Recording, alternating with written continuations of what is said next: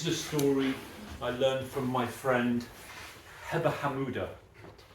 Heba teaches English in Gaza.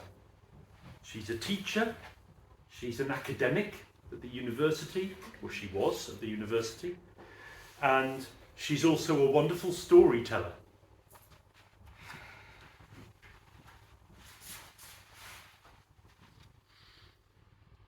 And Heba told me the story, never walk with evil. Never walk with evil. Can you say that? Never walk with evil. What is evil? Yes. Good and evil. Never walk with evil. Story. Tell us the stories.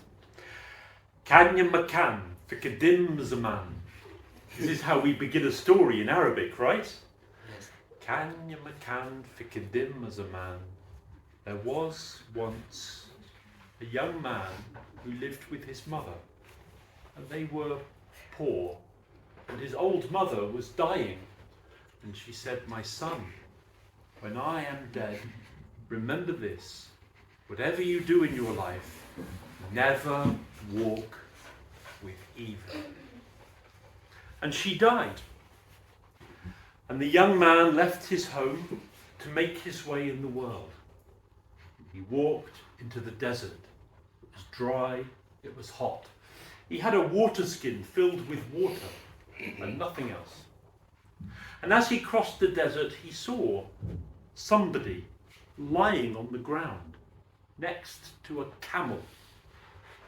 He came closer. The man had a broken leg. Well, the young man had a good heart, so he bounded up the man's leg,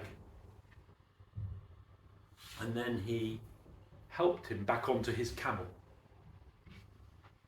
He said, "Where are you going?" "I am crossing the desert." "And who are you?" "I am the one who walks with evil." And the young man had already forgotten what his mother had told him. And he didn't want to go alone. So he walked next to the evil one who rode on his camel. And on they went across the desert. It was dry, and the sun blazed down. They drank water from their water skins, but soon the water was finished. On they walked. There was no path, there was no track. They walked across the wilderness. After a long time, thirsty, they came to a hole in the ground. And the evil one climbed down from his camel, tied a rope to a rock, and put the rope into the hole. "What are you doing?" said the young man. "Here is water. This is a well. I will fill our water skins." "No," said the boy, "you hurt your leg. I am young and strong. I will climb down and fill our water skins. Give me your water skin." And the young man climbed down the rope, deeper and deeper into the darkness of the well. The sides were sheer. The well was deep. But finally at the bottom he heard the sound of running water, and when he reached the bottom there was clear water. He drank deeply and the water was clean and refreshing. He felt strengthened. He filled the 2 water skins and then said, "Pull us up! Pull me up!" And the 2 water skins. The evil one said, "You will be too heavy. First I will pull up my own water skin." So the boy tied the evil one's water skin and he pulled the water skin up. "Now throw down the rope again." All he heard was laughter. The evil one had left him in the hole. He was alone. The sides of the well were too steep to climb. All he could see was the small hole at the top and the sky above. He drank again from the water, but water is not enough. There's no food. What will happen to me abandoned here at the bottom of the well? He lay there by the well, waiting, hoping that someone might come. The day turned to night. He saw the moon above, through the hole at the top, but soon it passed. Night turned to day, and day turned to night. He became hungrier and weaker, and no one came. Every night the moon was a little bigger than before, until one night the moon was full and round. And that night he saw two shapes silhouetted against the moon, coming closer. Two great birds, two black crows. You know, crows. Ah! And the crows, beat their wings as they flew down towards the hole.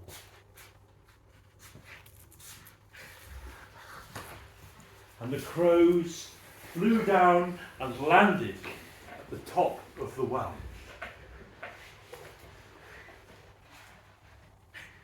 And they spoke. And somehow the young man could understand their language. Was it because he had drunk the water from the well?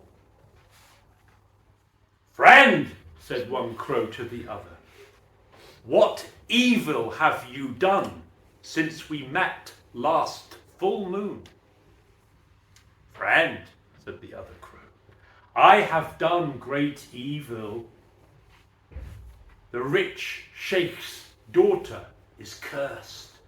I put a curse on her. She has lost the power of thought. She has lost the power of speech. The sheikh is unhappy. He will lose everything because of my curse." And the other crow asked, "Is there nothing that can be done to undo this evil?" "Only if the sheikh's daughter is given water from the well below, and holy verses are spoken over that water, and then she drinks it, then she would be cured and the curse would be broken. But no one knows except you and me. And friend, what evil have you done since last full moon?" And the other crow now spoke. "I have done greater evil than you. You have heard of the oasis city in the desert, where all travelers rest and take their fill. That city is now in drought. The water no longer flows. I have stopped up the well. The animals are dying. The people are thirsty." And the other crow asked, "Is there nothing can be done to undo the evil?" "Yes, my friend. I have put a round stone in that well to block the water. If the stone was removed, they would have water again. But no one knows except for you and me. Great evil. We will see each other next full moon." And the birds beat their wings, and the crows flew, and he saw them go. Down at the bottom of the well, the young man had heard all of this. If only I had listened to my mother. If only I had never walked with evil. But what can I do down here in this well? I have a good heart. I would do my best to save the sheikh's daughter, to save the desert city, but there is nothing I can do. And the young man lay down beside the water. And now he was so weak with hunger, he lost consciousness and fell into a strange, dark dream. The young man was dying. In his strange, dark dreams, he did not know what was real and what was unreal. And as he was taking his dying breaths, he felt shaking. He opened his eyes, and there beside him was a man. And the man was giving him some dates, some simple fruits. He was eating. And the young man said, "How long have you been here?" "I do not know." "Weeks, perhaps." The young man tied a rope around him.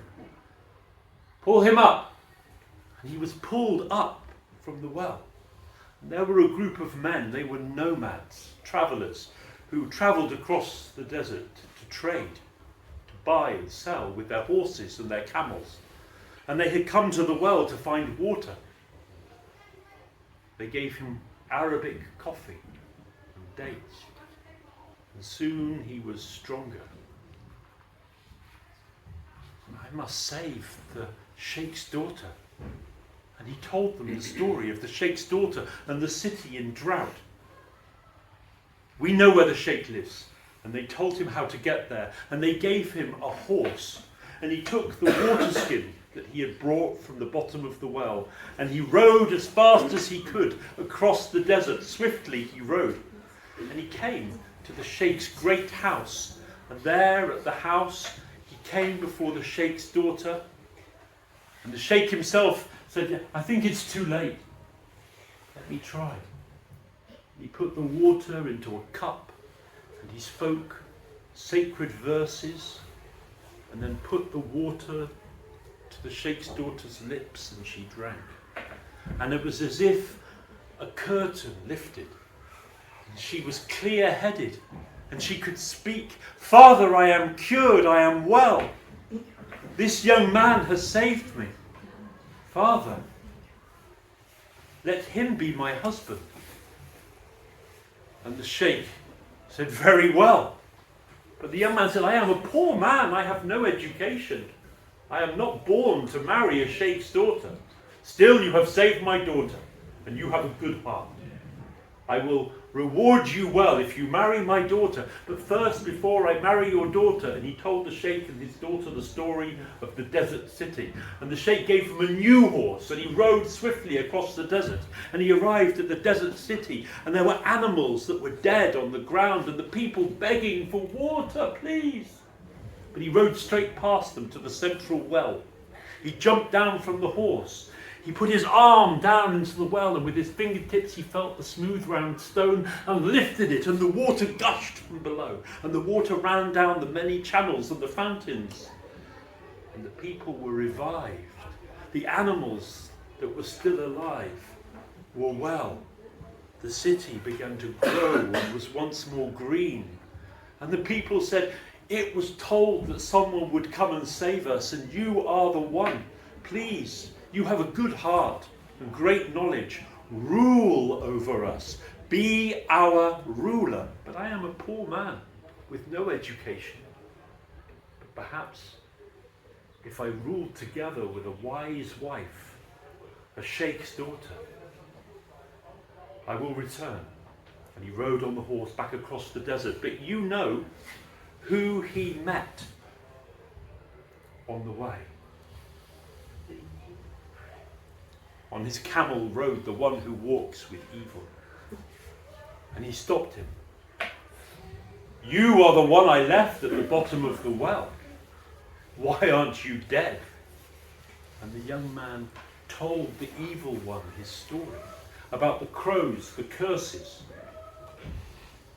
"You have gained much. You marry the Sheikh's daughter, will rule over a city." And the evil one had a plan. The young man rode off, but the evil one went to that well. He tied his camel and hid the camel, tied the rope to a rock, climbed down to the bottom of the well, and waited for the full moon, which was coming soon. And when the moon was full and white and round, the evil one saw the two crows descend and perch at the top of the well, and he heard their voices. "Friend, my evil was undone. Water was given from this well and holy verses spoken, and she is well. The curse was lifted. Friend, my evil was undone, the stone removed, the desert city once more thriving and alive. There is only one way. See this rope? Someone was hiding down below and heard what we had said. And they are there again. And the two crows scratched, and little rocks began to fall down into the well. And they scratched more and beat their wings, and greater rocks fell. And the whole of the well gave way and collapsed in a pile of rubble. And the evil one was buried at the bottom of the well. The young man was married to the sheikh's daughter. The ceremony was beautiful. Joy and song. And at the end of the ceremony, the sheikh said goodbye to his daughter with sorrow and with joy. And she left with the young man to rule over that desert city. They ruled well, with wisdom and with goodness.